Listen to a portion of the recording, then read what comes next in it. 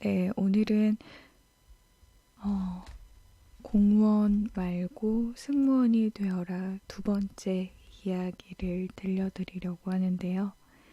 음, 이번 이야기는 음, 승무원 항공사의 연봉 그리고 이와 관련된 복지나 내용에 관련된 이야기들을 담은 내용입니다.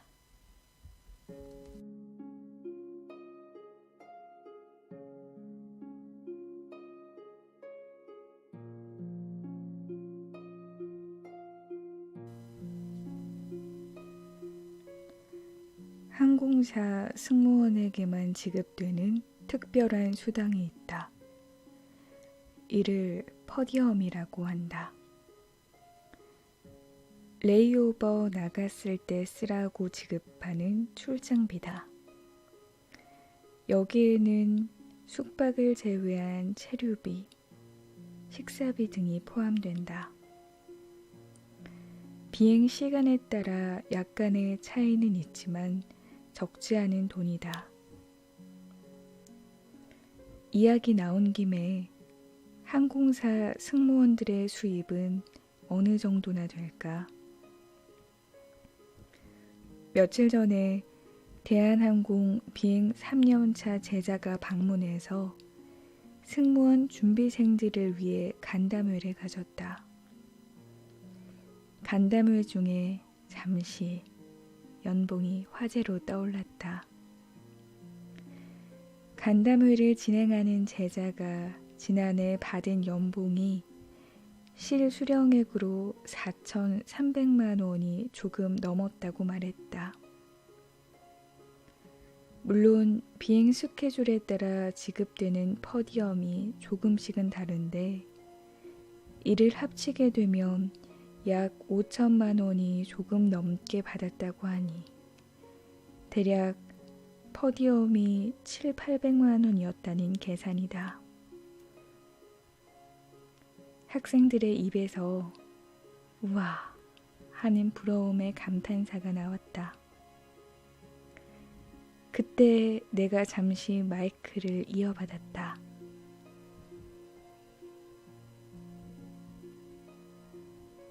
얘들아, 퍼디엄은 수입으로 잡지 마. 저축하는 돈이 아니란다. 체류 중에도 먹고는 살아야 하잖아. 퍼디엄까지 모으려고 빵 조각 하나 먹고 견디면 힘들어서 못 걸어 다녀. 승무원 특혜에 대해서도 얘기가 이어졌다. 항공사마다 조금씩 차이는 있지만 승무원 본인에게 90% 할인된 티켓이 1년에 25장씩 나온다. 50% 할인 티켓은 무제한으로 제공된다. 그보다 수량은 적지만 공짜 티켓도 지급된다. 하지만 1년에 기껏 10장 쓰기 바빴다고 한다. 지난달에 식구 4명이서 홍콩을 나흘 다녀오는데 항공우님이 4명 합산에 왕복 44만 원이 들었다고 하니 부러움의 탄성이 끊이지가 않았다. 게다가 친정 부모님뿐만 아니라 결혼하면 신랑과 시댁 부모님들에게까지 혜택이 이어지니 승무원 며느리를 보면 해외여행 천국의 시대에 땡 잡는 거나 마찬가지라는 대목에서 모두들 빵 터졌다. 그날 준비생들의 열기가 대단했다. 간담회가 끝났는데도 달려와 1대1 질문 공세를 폈다. 역시 취업에 있어 처우와 복지는 중요한 관심거리이자 대단한 매력임이 분명했다.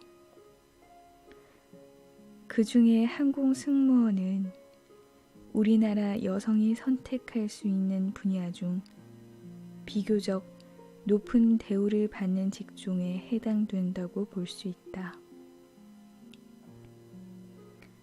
항공사 등 몇몇 특수한 직종을 제외한 일반 기업들은 대개 남자들을 우선 채용하려는 경향을 보인다. 여성의 경우 출산과 육아를 위한 시기가 업무 성숙기와 중복된다는 점이 치명적인 원인이 되고 있다. 회사의 입장에서는 좀 가르쳐서 쓸만하다 싶으면 출산과 육아로 근무 공백이 생기니 여성 차원에 대한 기피를 그저 비난만 할 수도 없다.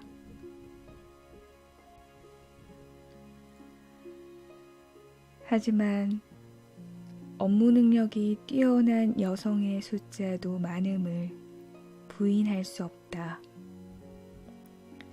육아와 경력 단절의 어려움을 여성 스스로의 짐으로 치부해서는 안 된다. 각 항공사별로 승무원 처우를 일별해 보자면 2015년 기준으로 보면 다음과 같다. 대한항공은 초봉이 약 3,500만 원 정도다. 일반적인 연봉 개념과는 책정 방식이 조금 다르다. 기본급과 비행수당, 교통비, 퍼디엄 등이 해당 월의 비행시간과 체류지에 따라 각각 다르게 책정된다. 보통 비행시간이 한 달에 80에서 90시간인데 성수기에는 90에서 100시간 정도를 비행하게 돼 더 많아진다. 한 달에 8일은 데이오프를 보장받으며 출산 휴가를 2년간 쓸 수 있다. 자녀를 2명까지 둔다면 연속해서 4년도 가능하다. 아시아나의 경우 1년 동안은 인턴 기간을 적용하고 연봉 약 2,500만 원 정도의 상여금이 별도 지급된다. 정규직이 되는 2년 차에는 초봉이 3,500만 원 정도를 훌쩍 뛰어넘게 되므로 상여금과 퍼디엄을 합친다면 만만찮은 금액이다. 게다가 문화생활을 지원해주고 주거안정 지원 정책도 있다. 대학까지 자녀의 학자금 지원은 물론이고 다른 여러 복지 제도도 있으니 결코 적은 금액이 아니다. LCC의 경우 복지는 대부분 비슷한데 최근 제주항공은 흑자 경영으로 처우가 좋은 편이다. 티웨이 항공은 초봉부터 메이저급 항공사에 육박한다고 하니 이 또한 반가운 소식이다. 진에어, 에어부산, 제주항공, 이스타, 티웨이 항공과 에어서울까지 항공산업이 성장하면 할수록 승무원들을 위한 복지는 보다 더 점진적인 발전이 있으리라 믿는다. 외국 항공사들은 보통 초봉 약 3,500만 원부터 시작한다. 남방항공처럼 초봉이 4천만 원 이상인 곳도 있다. 싱가포르 항공의 경우 기본급은 월 250만 원 정도지만 근무 평점이 좋은 승무원에게 최대 월급의 600%를 상여금으로 추가 지급한다. 주택 보조비, 세탁비, 체류비 등을 포함한다면 연봉은 5천만 원대 이상에 이른다. 에미레이츠, 에티하드 등 중동의 항공사도 실수령액만 5천만 원이 넘으며 그 밖에 시니어리티가 없기로 유명한 유럽의 항공사들도 승무원들을 기본적으로 5성급 호텔에 묵게 하는 등 여러 복지 혜택을 다양하게 제공한다.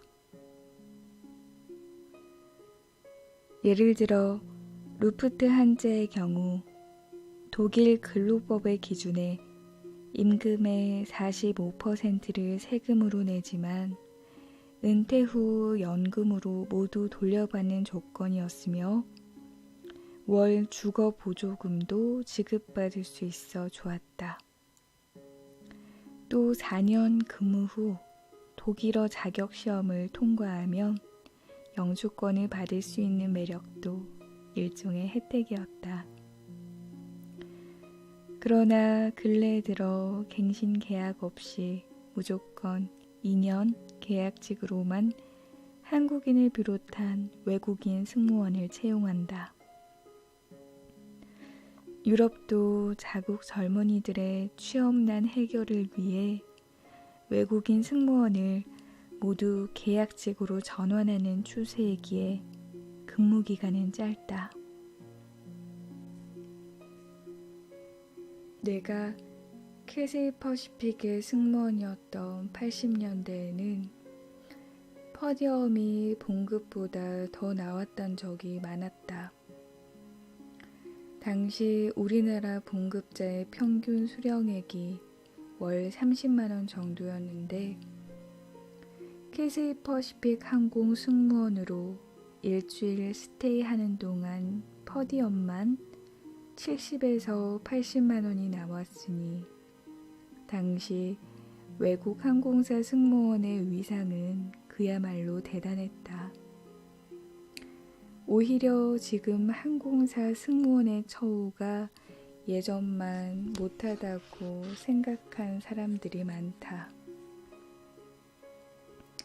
아무튼 승무원들의 처우는 대체로 좋은 편이다. 특별한 일이 없으면 저축하면서 생활할 수 있다. 그러므로 체류지에서는 퍼디엄을 써라, 쓰라고 지급하는 비용이다. 그 나라의 문화도 체험하고 맛있는 것도 먹고 멋진 풍경도 접하고 끝없는 열정을 발산하며 스스로의 호기심을 자극하고 충족시켜라. 그러면서 자신의 품격을 격상시켜가는 것이 승무원의 특권이다.